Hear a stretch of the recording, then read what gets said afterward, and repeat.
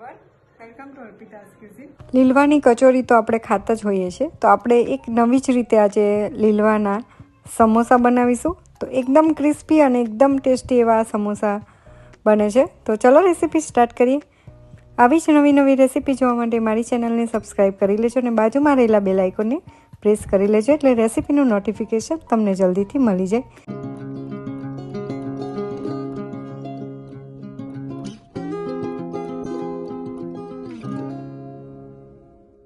સૌથી પહેલાં સમોસા બનાવવા માટે આપણે લોટ બાંધી લઈશું। તો 500 ગ્રામ મેં મેંદાનો લોટ લીધો છે, તેમાં ટેસ્ટ પ્રમાણે મીઠું એડ કરીશું અને 2 થી 3 ચમચા જેટલું ઓઇલ એડ કરીશું। તો ઓઇલ થોડું આગળ પડતું રાખવાનું, એટલે એકદમ ક્રિસ્પી અને એકદમ સોફ્ટ એવા આપણા ખસ્તા એકદમ સારા એવા સમોસા બને। બધું સારી રીતે મિક્સ કરી લઈશું। તો થોડું પાણી એડ કરતા જઈશું અને લોટ બાંધતા જઈશું। તો લોટ થોડો કઠણ હોય તેવો આપણે બાંધવાનો છે।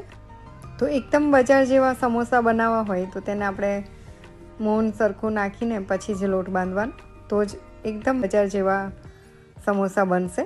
તો આ રીતનો કઠણ બાંધી લેવાનો, થોડું ઓઇલ એડ કરીને તેને મસળી લેવાનું છે અને લોટને આપણે ઢાંકીને રાખી દઈશું। તો હવે મસાલો બનાવીશું। સૌથી પહેલાં આપણે સમોસાનું સ્ટફિંગ બનાવવા માટે મિક્સર જાર લઈ લઈશું। તેમાં તુવેરના દાણા એડ કરવાના છે। તો 1 વાડકી જેટલા તુવેરના દાણા લીધા છે।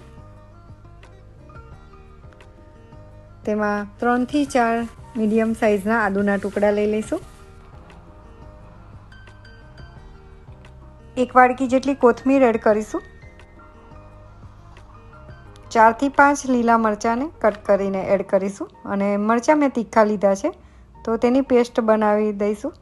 તો આ રીતની આપણે અધકચરું તેને વાટી લેવાનું છે। તેને આપણે એક બાઉલમાં ટ્રાન્સફર કરી લઈશું। તો ગેસ ઉપર એક પેન રાખી દઈશું। તેમાં 2 થી 3 ચમચી જેટલું ઓઇલ એડ કરીશું। ઓઇલ ગરમ થાય એટલે તેમાં ચપટી જેટલી હિંગ એડ કરીશું। 1 ચમચી લસણની પેસ્ટ એડ કરી દઈશું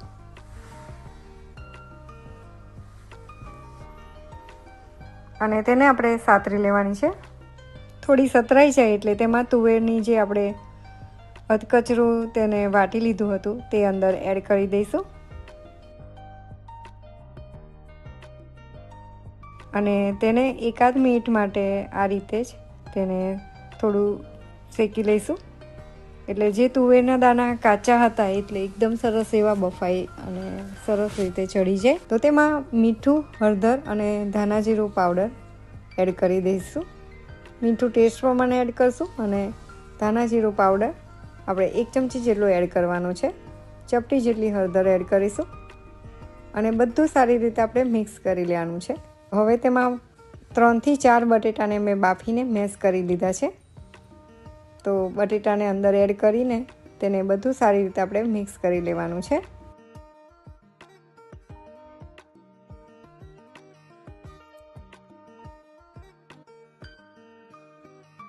તો લાસ્ટમાં તેમાં ચપટી જેટલો ગરમ મસાલો એડ કરીશું। તમારે વધારે એડ કરવું હોય તો તમે કરી શકો છો, હું ઓછો એડ કરું છું એટલે મેં થોડો ઓછો એડ કર્યો છે। તો બટેટાના ભાગનું થોડું મીઠું એડ કરીને મિક્સ કરી લઈશું। તો આ આપણો સ્ટફિંગનો મસાલો રેડી છે। તો હવે આપણે સમોસા બનાવીશું। તો મસાલાને થોડું ઠંડુ કરી લેવાનું, પછી આપણે સમોસા બનાવીશું।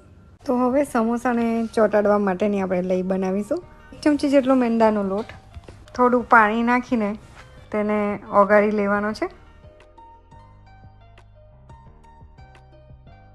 તો હવે આપણે સમોસા બનાવીશું। તો એકવાર લોટને થોડો મસળી લેવાનો, એટલું લઈ લઈશું અને એને રોટલીની સાઈઝમાં આપણે વણી લેવાનું છે। તો રોટલી કરતાં તો આપણે જાડું રાખવાનું, તો બહાર જેવા અને બજાર જેવા એકદમ સારા એવા સમોસા બનશે। બહુ પતલું નહીં કરવાનું, થોડું જાડું રાખીશું। આ રીતની રોટલી બનાવી લેવાની, વચ્ચેથી કટ કરીને તેને 2 પાર્ટ કરી લઈશું। તેને એક સાઈડથી આ રીતે ફોલ્ડ કરીશું, વચ્ચે લઈ લગાવી દઈશું અને બીજી તરફ આ રીતે ફોલ્ડ કરીને તેને એકદમ સારી રીતે પેક કરી લઈશું. તો લઈ ના લગાવી હોય તો તમે ઇઝીલી પાણીથી પણ ચોંટાડી શકો છો. થોડો મસાલો એડ કરીશું અને ઉપર પણ આ રીતે લગાવીને તેને એકદમ ઇઝી રીતે સારી રીતે પેક કરી લઈશું.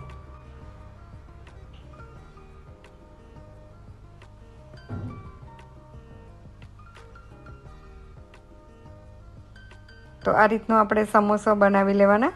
બીજાને પણ આ રીતે ફોલ્ડ કરી લઈશું અને તેને આ રીતે લગાવીને પેક કરી લેવાનું છે. થોડું દબાવી લેવાનું એટલે જરા પણ ખુલે નહીં. થોડો મસાલો એડ કરીશું. તેમાં પણ લઈ લગાડીને તેને બંને બાજુથી એકદમ સારી રીતે પેક કરી લેવાનું છે. અને આ રીતે હાથથી તેને બજાર જેવું બનાવવા માટે આ રીતે જે કંદોઈ બનાવતા હોય એ રીતે થોડું હાથથી દબાવી દે છે એટલે એકદમ સારા એવા સમોસા બને. તો બીજી રોટલી પણ એ રીતે કરી લઈશું અને રોટલી થોડી જાડી રાખવાની.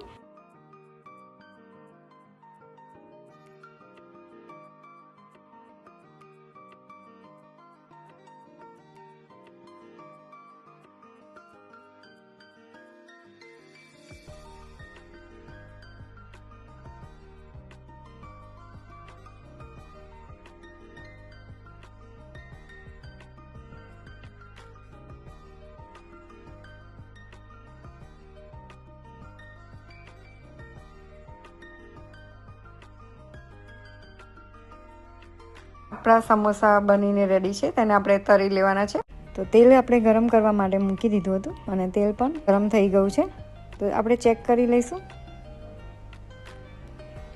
તો જેટલા સમાય તેટલા સમોસા આપણે તળવા માટે એડ કરી દઈશું અને ગેસની ફ્લેમ એકદમ સ્લો રાખવાની છે. બધી બાજુથી એકદમ ગોલ્ડન બ્રાઉન કલરનું અને એકદમ ક્રિસ્પી પડ થઈ જાય ત્યાં સુધી આપણે તેને થવા દેવાના છે.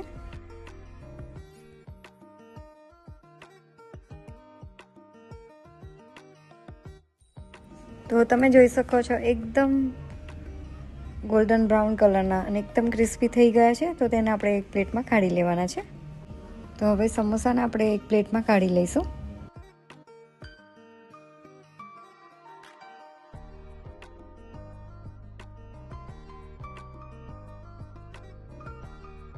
તો ગરમા ગરમ સમોસાને ખજૂર આંબલીની ચટણી અને ગ્રીન ચટણી સાથે સર્વ કરીશું. તો ખૂબ જ ટેસ્ટી અને ખૂબ જ ક્રિસ્પી અને ખસ્તા એવા સમોસા આપણા રેડી છે. તો આ રીતે તમે એકવાર જરૂરથી બનાવજો.